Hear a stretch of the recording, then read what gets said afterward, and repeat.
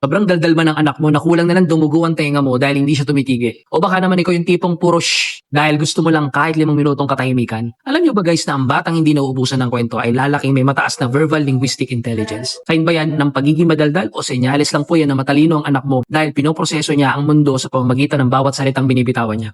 Panoorin mo ng dulo itong video ito.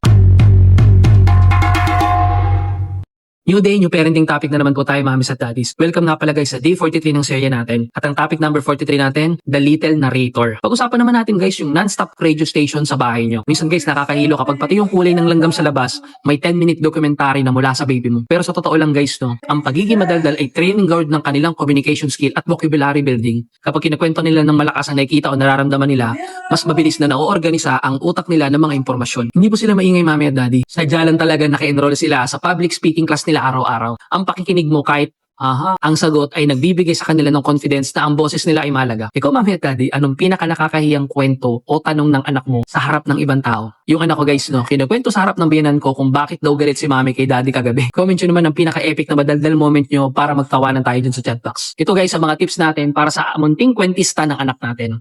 Una, the active listener nod. Hindi mo kailangan intindihin bawat salita. Ang kailangan nyo lang po ay eye contact at paminsan-minsan pagtango para maramdaman nilang napapakinggan sila. Pangalawa guys no, set quiet zones. Turuan sila guys ang tamang timing. Nakwentuhan tayo pagkatapos ni mami gawin to ha, okay? Para matutunan nila ang social cues ng pakikinig at pagsasalita. Pangatlo guys no, narrate your day too. Para mas lumawak ang vocabulary ng anak mo, ikwento mo rin sa kanila ang ginagawa mo. Ngayon magluluto si daddy ng sinigang dahil maulan na, ginagaya po kasi nila ang structure ng kwento mo. Kaya sa huli guys no, ang daldal ng anak mo ay senyalis na kampante siyang i-share ang mundo niya sa'yo. Mapapaisip ka na lang talaga. Nak, anyari, yung assignment mo isang salita lang, hirap mo nang isulat.